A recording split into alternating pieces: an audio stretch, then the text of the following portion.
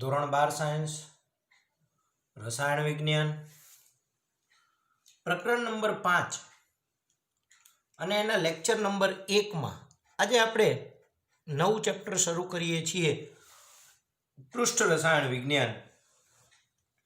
એને અંગ્રેજીમાં surface chemistry કહેવાય. પૃષ્ઠ એટલે સરફેસ ઉપર જે કાંઈ રસાયણ છે એને આપણે સરફેસ કેમેસ્ટ્રી એટલે પૃષ્ઠ રસાયણ વિજ્ઞાનની વાત કરીએ કે કોઈ પણ પદાર્થ લઈ લઈએ, એની સપાટી, માનો કે આ કાગળ છે તો એની સપાટી, આ છે તો એની સપાટી, આ કાગળ છે તો એની સપાટી, આ પેન છે તો એની આ બહારની સપાટી. સપાટી ઉપર થતી ઘટનાના અભ્યાસને પૃષ્ઠ રસાયણ વિજ્ઞાન તરીકે ઓળખીએ છીએ.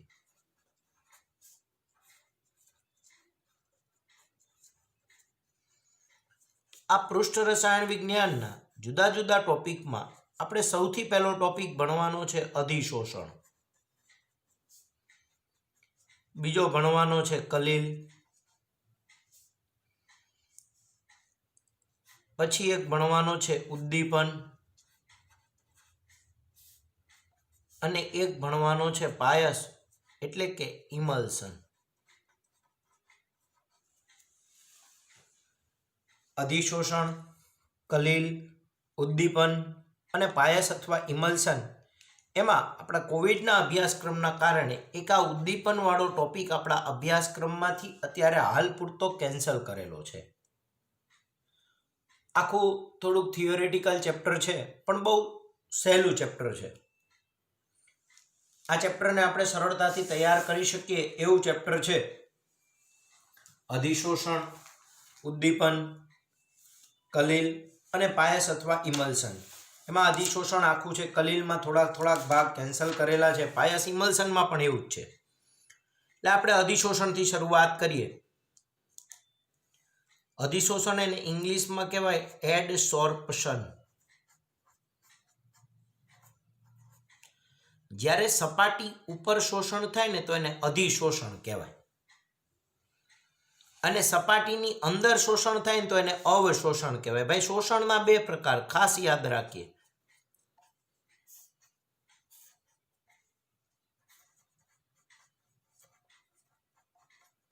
અધિશોષણ અને અવશોષણ. અંગ્રેજીમાં આને એડસોર્પ્શન કહેવાય અને આને એબ્ઝોર્પ્શન કહેવાય. ખાલી ડી અને બી નો ફેર છે. આ પહેલામાં એડસોર્પ્શન છે અને બીજામાં એબ્ઝોર્પ્શન છે. આ અધિશોષણ એટલે સપાટી ઉપર શોષણ અને અવશોષણ એટલે સમગ્ર સપાટીમાં શોષણ.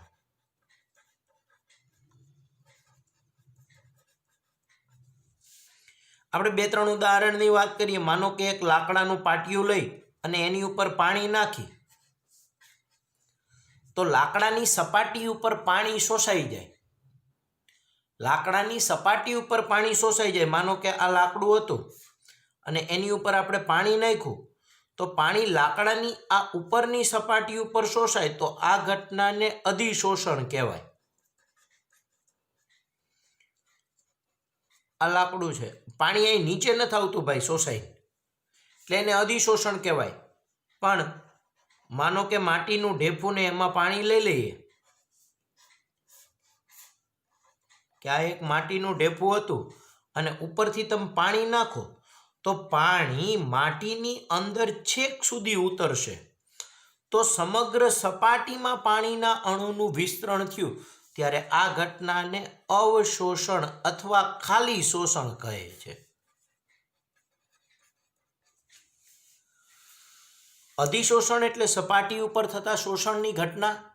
અધિશોષણ વિશે આપણે અહીંયા ભણવાનું છે. અવશોષણ એટલે ખાલી શોષણ, જે સમગ્ર સપાટી દરમિયાન શોષણ થાય એને અવશોષણ કહે છે. તો તમને આ બે વસ્તુ વિશે ખબર પડી, અધિશોષણ અને અવશોષણ. અધિશોષણ એટલે એડસોર્પ્શન અને અવશોષણ એટલે એબ્ઝોર્પ્શન. હવે પૃષ્ઠ ઘટના માટે સંપૂર્ણ શુદ્ધ પૃષ્ઠ મેળવવા માટે धातु के घन पदार्थ ने 10⁻8 થી 10⁻9 पास्कल जेटला उच्च शून्य अवकाश नीचे संग्रहित करवामां आवे छे। समझो खास, मानो के आपणे कोई एक उदाहरण थी समझिए। मानो के आ फूटपट्टी छे, तो आ फूटपट्टी अत्यारे हवाना संपर्कमां छे, तो हवाना घटको अहींया जोड़ायेला हशे। भेज होय तो भेज अहींया जोड़ायेलो छे, पण आनी आ उपरनी सपाटी संपूर्ण शुद्ध जोती होय तो अहींया जेटला घटक जोड़ायेला छे ए बधाने खेंची नाखवा पड़शे। अने खेंचवा माटे आपणे 10⁻8 पास्कल थी 10⁻9 पास्कल सुधीना उच्च शून्य अवकाशमां जो आपणे एने मूकी दઈએ तो सरळताथी ए बधुं यांथी छूटું पड़ी जाय छे। એટલે કોઈ પણ ઘન પદાર્થ अथवा धातु माटे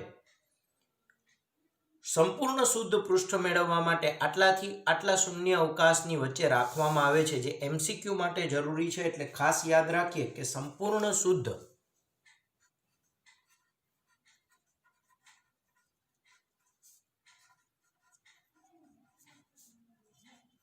पृष्ठ मेळववा माटे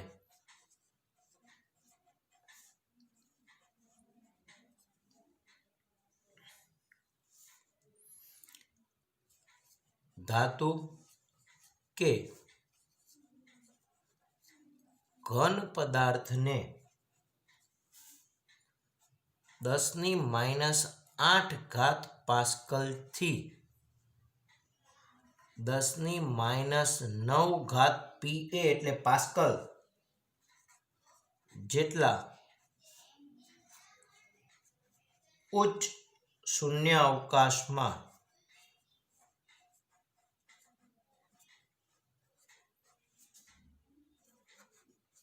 नीचे संग्रहित करवामां आवे छे।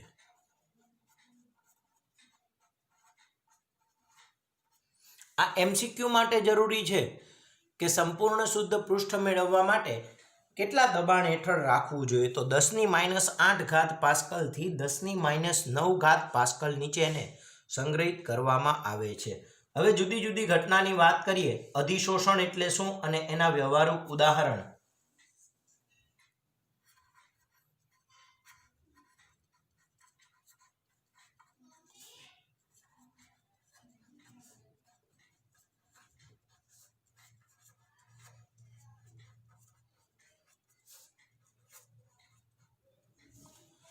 अधिशोषण अने तेना व्यवहारु उदाहरणोनी चर्चा करो। मानो के एवुं पूछाय आपणने के अधिशोषण अने तेना व्यवहारु उदाहरण समजावो, तो अधिशोषण एटले शुं, तो के एवी घटना के जेमां घन के प्रवाहीनी सपाटी पर अणु आकर्षाय।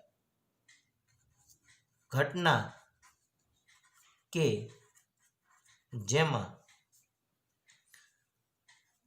घन के प्रवाहीनी सपाटी पर अणु आकर्षाय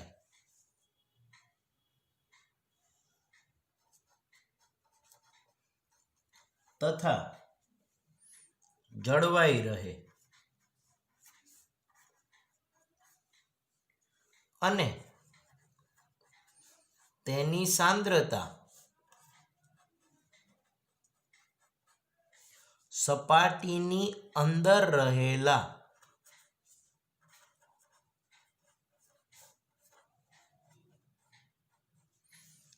तेना अणुनी सांद्रता करता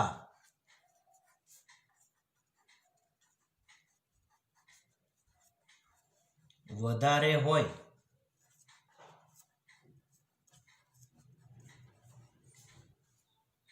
तो आ घटना ने अधिशोषण कहे छे।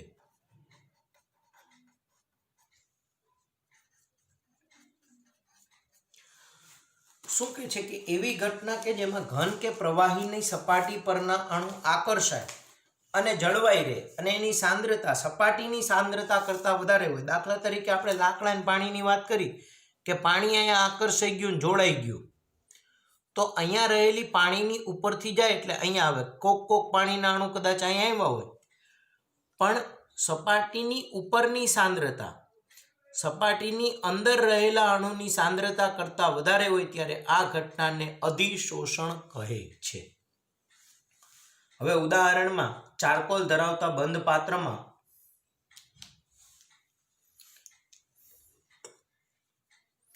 આપણને જે ચારેક ઉદાહરણ આપ્યા છે એને ખાસ ધ્યાન રાખીએ કે ઉદાહરણ તરીકે લખીએ કે ચારકોલ ધરાવતા બંધ પાત્રમાં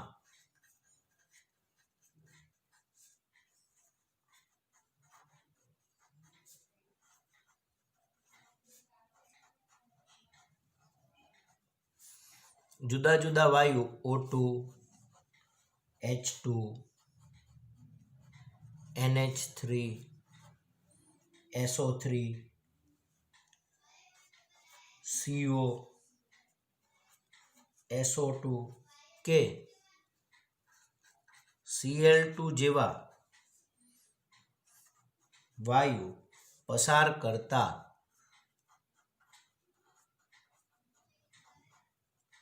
ચારકોલની સપાટી પર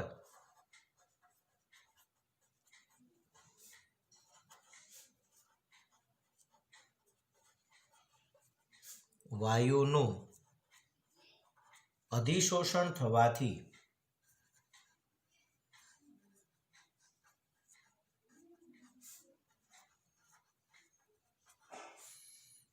બંધ પાત્રમાં દબાણ ઘટે છે. કહેવા શું માંગે છે સમજો. માનો કે એક આપણે આ બંધ પાત્ર લીધું અને એમાં ચારકોલ ભરેલો હતો. ચારકોલ એટલે કોલસો, કાર્બનનો ભૂકો, એક્ટિવેટેડ કાર્બન, ચારકોલ કહેવાય. ઉપરથી વાયુ પસાર કરીએ, માનો કે H2 વાયુ પસાર કર્યો, તો આ વાયુનું દબાણ, માનો કે આપણે 3 બાર દબાણ જેટલો H2 વાયુ પસાર કરી નાખ્યો. હવે અહીંયા H2 વાયુ આવ્યો તો H2 વાયુનું દબાણ ઘટશે, કારણ કે આ H2 વાયુ ચારકોલની સપાટી ઉપર જોડાઈ જાય છે. તો ધીમે ધીમે જેમ જોડાવાનું પ્રમાણ વધતું જશે એમ અહીંયા ઉપર ઘટકનું પ્રમાણ ઘટતું જશે, એટલે એનું દબાણ છે એ ઘટતું જશે. અહીંયા દબાણ કેવું થઈ જશે? ઓછું, કારણ કે સપાટી ઉપર અણુ શોષાવાના કારણે દબાણ ઘટે છે. કે ચારકોલ ધરાવતા બંધ પાત્રમાં વાયુ પસાર કરતા ચારકોલની સપાટી પર વાયુનું અધિશોષણ થવાથી બંધ પાત્રમાં દબાણ ઘટે છે. આ જ રીતે મિથિલિન બ્લુ જેવા કાર્બનિક રંગકના દ્રાવણમાં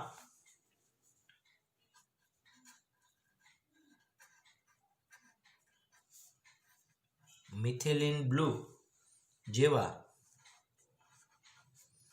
કાર્બનિક રંગકના દ્રાવણમાં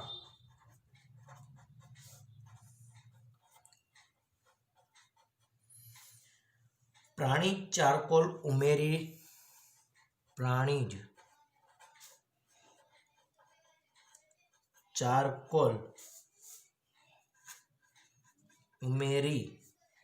દ્રાવણને થોડા સમય મૂકી રાખતા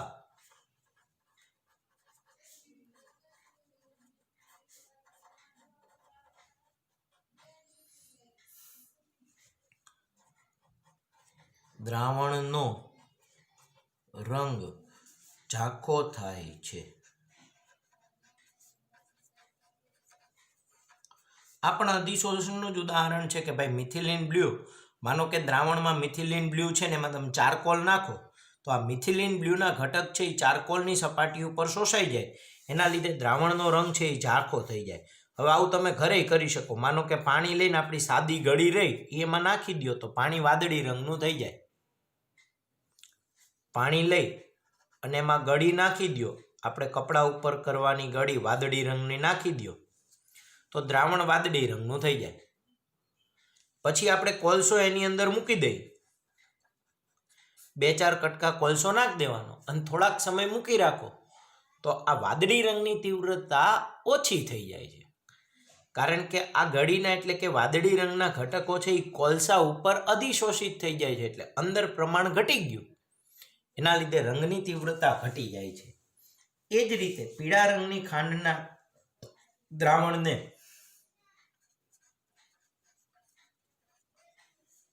પીળા રંગની ખાંડના જલીય દ્રાવણને સક્રિયકૃત ચારકોલ પરથી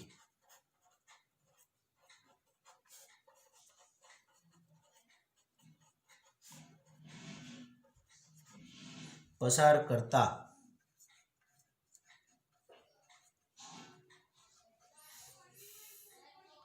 પીળા રંગના કણો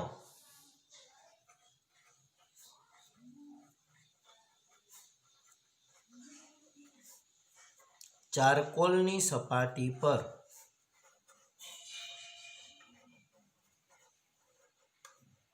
અધિશોષણ પામે છે.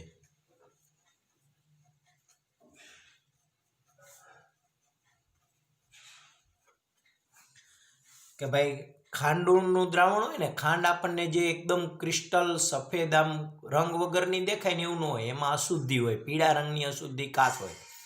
એટલે એને શું કરે, આવી રીતે ચારકોલનો પટ્ટો મૂકેલો હોય, પછી એ દ્રાવણને પસાર કરે એટલે નીચે આવતું દ્રાવણ છે એ શુદ્ધ થઈ જાય, કારણ કે રંગના ઘટકો છે એ ચારકોલ ઉપર અધિશોષિત થઈ જાય છે. આ જ રીતે હવાને સૂકી બનાવવા માટે આ ખાસ યાદ રાખીએ,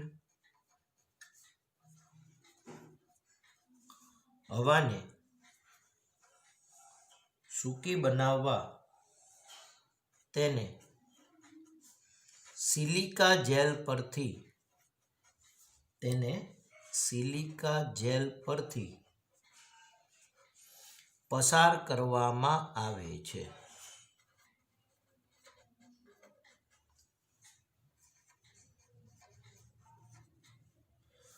જેથી હવામાં રહેલો ભેજ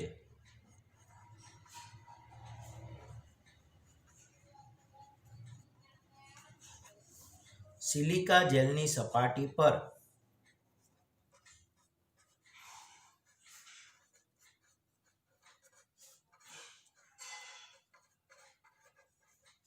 અધિશોષણ પામે છે.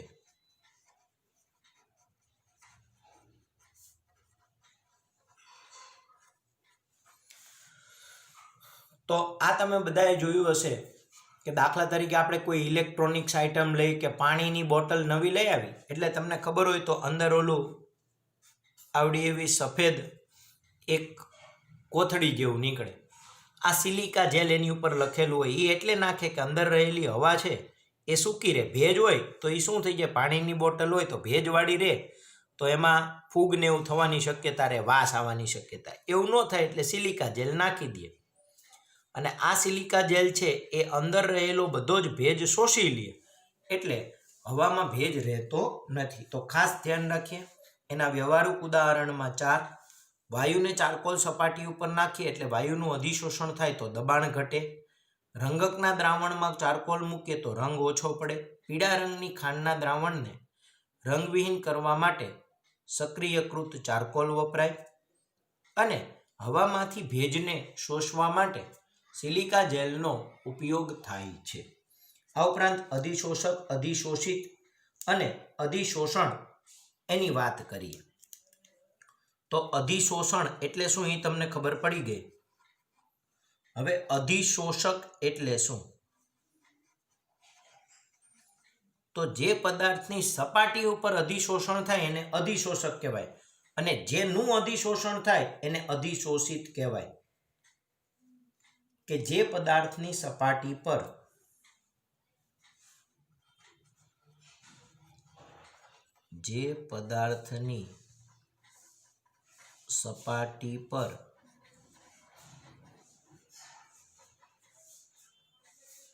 અધિશોષણ થાય છે તેને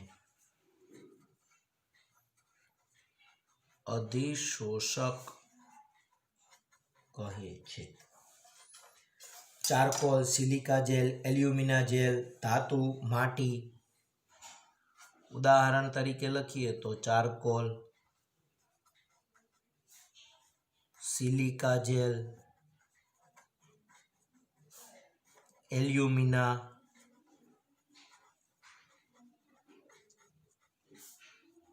ધાતુ, માટી વગેરે અધિશોષકના ઉદાહરણ છે. પછી અધિશોષિત એટલે શું?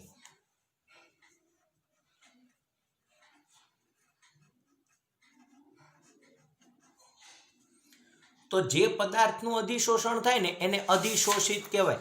આપણે એમ કહીએ કે ચારકોલ ઉપર વાયુનું અધિશોષણ થયું તો ચારકોલ અધિશોષક થયો અને વાયુ અધિશોષિત થયું. તો અધિશોષિત એટલે જે પદાર્થનું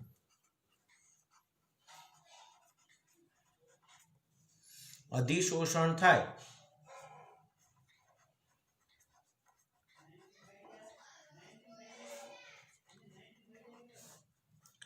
તેને અધિશોષિત કહે છે. હવે સારા અધિશોષક માટે એ છિદ્રાળુ હોવો જોઈએ અને સંપર્ક સપાટીનું ક્ષેત્રફળ વધારે હોવું જોઈએ. અને અપશોષણ એટલે શું? તો કે અધિશોષણ પામેલા ઘટકો કોઈ કારણસર સપાટી પરથી છૂટા પડી જાય તો આ ઘટનાને અપશોષણ કહે છે.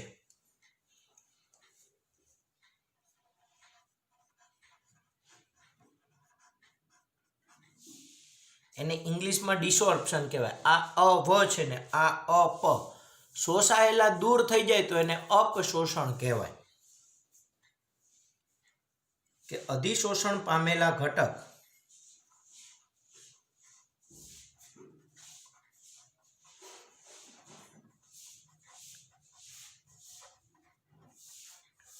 સપાટી પરથી દૂર થાય તેને અપશોષણ કહે છે. અધિશોષિત પામેલા ઘટક છે એ સપાટી છોડીને જતા રહે તો એને અપશોષણ કહે છે. તો તમને અધિશોષણ, અવશોષણ અને અપશોષણ એટલે શું એના વિશેની વાત ખબર પડી ભાઈ. અવશોષણ એટલે શું? તો સમગ્ર સપાટી દરમિયાન શોષણ થતું હોય તો તેને અવશોષણ કહે છે. ખાસ યાદ રાખીએ, અવશોષણ શું તમને ખબર છે બેટા?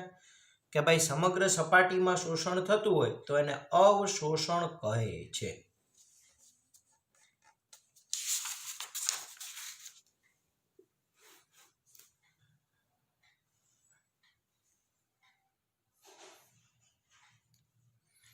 હવે અવશોષણ એટલે શું એની વ્યાખ્યા લખવી હોય તો લખી દઈએ.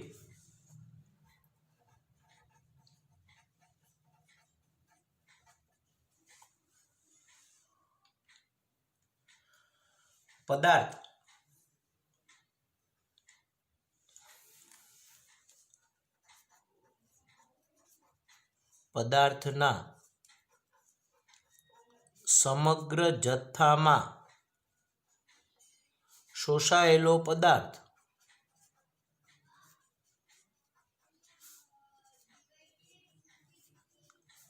એક સરખી રીતે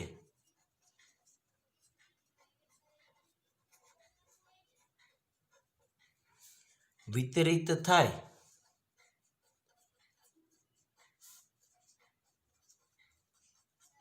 તેને અવશોષણ કહે છે.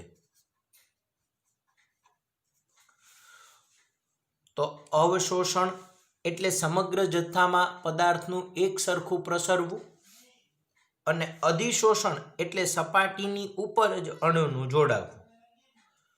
જેની ઉપર જોડાય એને અધિશોષક, જે જોડાય એને અધિશોષિત અને જોડાયેલા દૂર થાય તો એને અપશોષણ કહે છે. ખાસ ધ્યાન રાખીએ, આની સાપેક્ષે અધિશોષણ અને અવશોષણ વચ્ચેનો ભેદ ઉદાહરણ આપી સમજાવો એવો પ્રશ્ન પૂછાય તો તમે ચોપડીમાંથી વાંચી લેજો, એની બહુ વધારે જરૂર નથી. હવે અધિશોષણની ક્રિયાવિધિ સમજી અને અધિશોષણના પ્રકારની ચર્ચા કરીએ. તો પહેલા અધિશોષણના બે પ્રકારની વાત કરીએ, રાસાયણિક અધિશોષણ અને ભૌતિક અધિશોષણ અને અધિશોષણની ક્રિયાવિધિ. હું અહીંયા તફાવત વ્યવસ્થિત લખાય એટલે પહેલા અધિશોષણના પ્રકાર ભણાવું અને પછી અધિશોષણની ક્રિયાવિધિ ભણાવું. તો અહીંયા આપણે અધિશોષણના પ્રકારની ચર્ચા કરીએ. મેં તમને કીધું એમ કે આપણે અહીંયા સારી રીતે તફાવત લખી શકીએ એટલે પહેલા અધિશોષણના પ્રકારની ચર્ચા કરીએ અને પછી અધિશોષણની ક્રિયાવિધિની ચર્ચા કરીએ. તો અધિશોષણના પ્રકાર: રાસાયણિક અને ભૌતિક અધિશોષણ.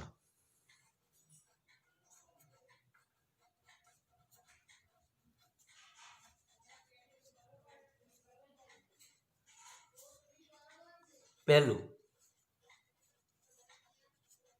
રાસાયણિક અધિશોષણ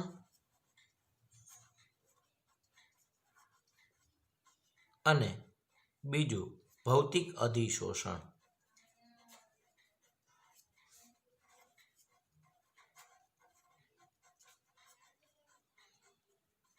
આને કેમિસોર્પ્શન કહેવાય ને અને ફિઝિસોર્પ્શન કહેવાય.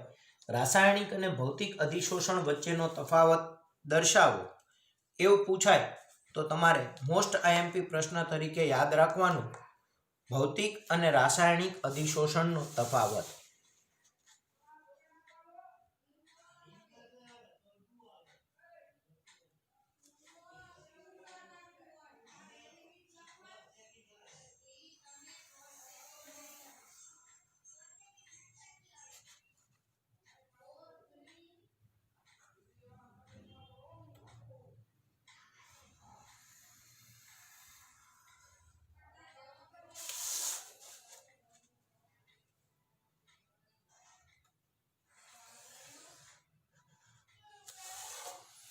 તો ભૌતિક અધિશોષણ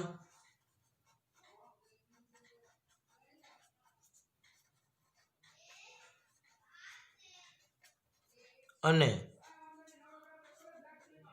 રાસાયણિક અધિશોષણનો તફાવત આપો. ભૌતિક અધિશોષણ અને રાસાયણિક અધિશોષણનો તફાવત આપો. મોસ્ટ આઈએમપી પ્રશ્ન છે છોકરાઓ, યાદ રાખજો. ભૌતિક અને રાસાયણિક અધિશોષણનો તફાવત ઘણી બધી વખત પૂછાઈ ગયેલો છે. તો અધિશોષક અને અધિશોષિત વચ્ચે વાન ડર વાલ્સ આકર્ષણ બળ હોય તો ભૌતિક અધિશોષણ કહેવાય.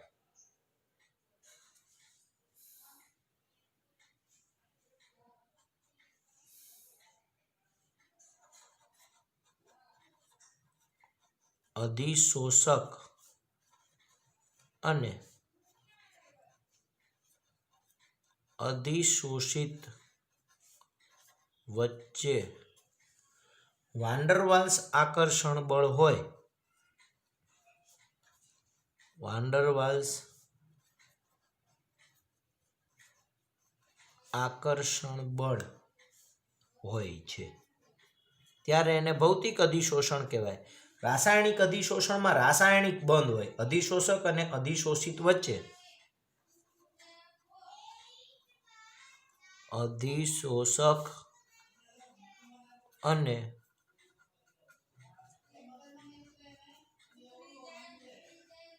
અધિશોષિત વચ્ચે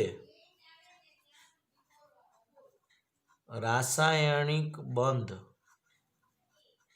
હોય છે. તો રાસાયણિક બંધ હોય તો રાસાયણિક અધિશોષણ કહેવાય અને એમનેમ બંધ હોય તો એને ભૌતિક અધિશોષણ કહે છે. હવે રાસાયણિક અધિશોષણ છે એ ચોક્કસ હોય છે અને ભૌતિક અધિશોષણ છે એ એક સામાન્ય હોય છે. આના માટે એન્થાલ્પીનું મૂલ્ય, હવે એન્થાલ્પીના મૂલ્યની વાત કરીએ તો ભૌતિક અધિશોષણ માટે એન્થાલ્પીનું મૂલ્ય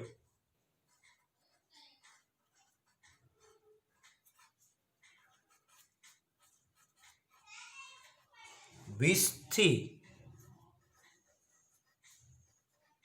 40 કિલોજૂલ પ્રતિ મોલ જેટલું હોય છે.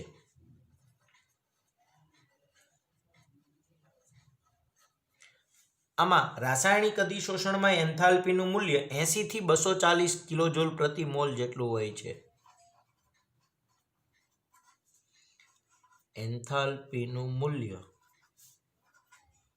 80 થી 240 કિલોજોલ પ્રતિ મોલ જેટલું હોય છે. આ નીચા તાપમાને પરિણમે છે અને તાપમાન વધતા અધિશોષણ ઘટે છે.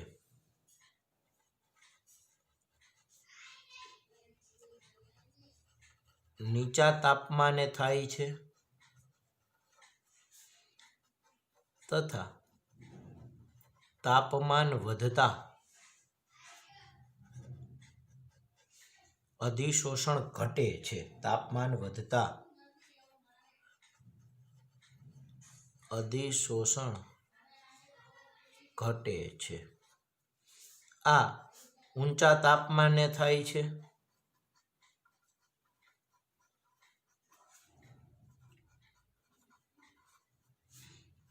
અને તાપમાન વધતા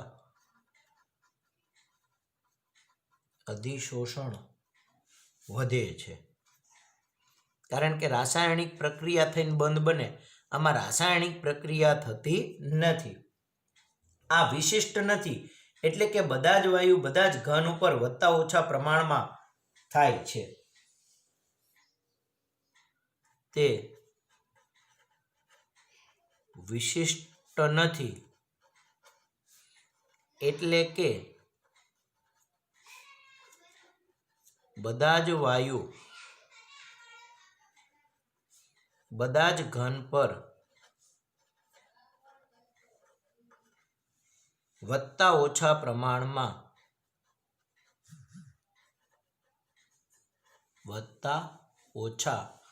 પ્રમાણમાં અધિશોષિત થાય છે.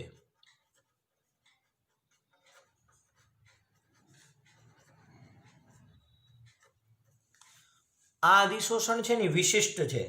જો રાસાયણિક બંધ શક્ય હોય ને તો જ પરિણમે છે, તો તે વિશિષ્ટ છે. જો અધિશોષક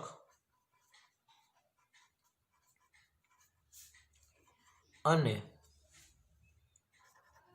અધિશોષિત વચ્ચે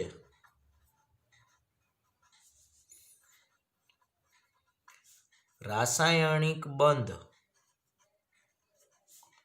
શક્ય હોય તો જ પરિણમે છે, એટલે કે તો જ થાય છે. આ અધિશોષણ ત્વરિત છે તો તે ત્વરિત છે એટલે તરત થઈ જ જાય. તો આ ધીમું કે ઝડપી હોઈ શકે છે, તો કે તે ધીમું કે ઝડપી હોઈ શકે છે. જો બંધ ઝડપથી બને તો ઝડપી હોય, બંધ ઝડપથી ન બની શકે એવું તો ધીમું હોય. આ અધિશોષક પર બહુ આણ્વીય સ્તર હોય. આમાં એક આણ્વીય સ્તર હોય. ખાસ ધ્યાન રાખીએ. અધિશોષક પર બહુ આણ્વીય સ્તર રચાઈ શકે છે અને આમાં અધિશોષક પર એક આણ્વીય સ્તર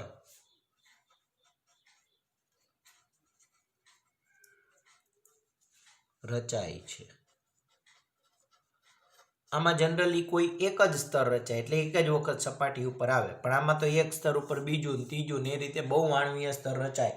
આમાં એક આણ્વીય સ્તર રચાય. આ પરિવર્તનીય અથવા પ્રતિવર્તી છે. તે પ્રતિવર્તી અથવા પરિવર્તનીય છે.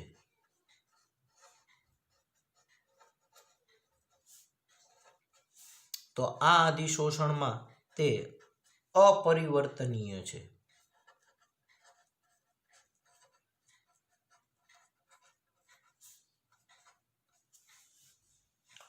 આમાં ઓછી સક્રિયકરણ ઉર્જાની જરૂર પડે છે, અહીંયા વધુ સક્રિયકરણ ઉર્જાની જરૂર પડે છે.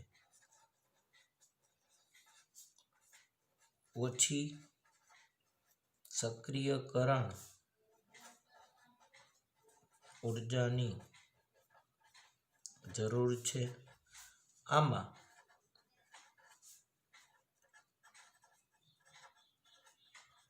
વધુ સક્રિયકરણ ઉર્જાની જરૂર છે. તે વાયુના સ્વભાવ પર આધાર રાખે. સહેલાઈથી પ્રવાહીકરણ પામતા વાયુનું ઝડપથી અધિશોષણ થાય. આ વાયુના સ્વભાવ ઉપર આધાર રાખે, પણ જે વાયુ અધિશોષક સાથે પ્રક્રિયા કરે એનું જ અધિશોષણ થાય. તો આગળ ઉપર લખીએ.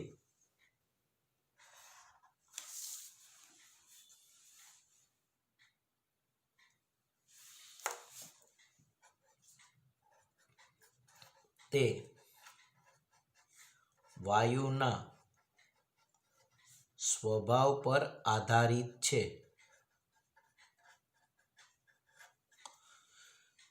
સહેલાઈથી પ્રવાહીકરણ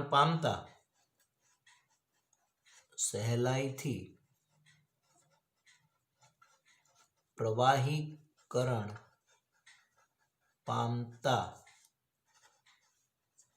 વાયુનું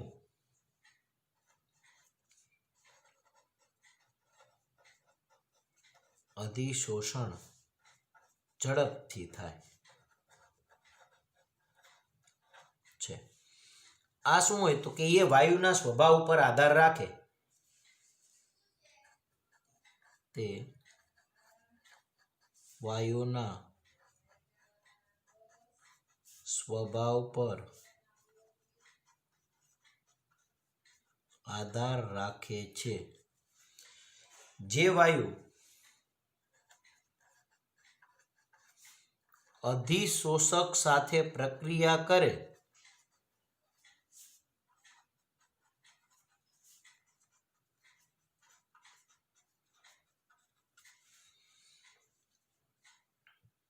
તે વધુ અધિશોષણ કરે છે. તે વધુ અધિશોષણ પામે છે.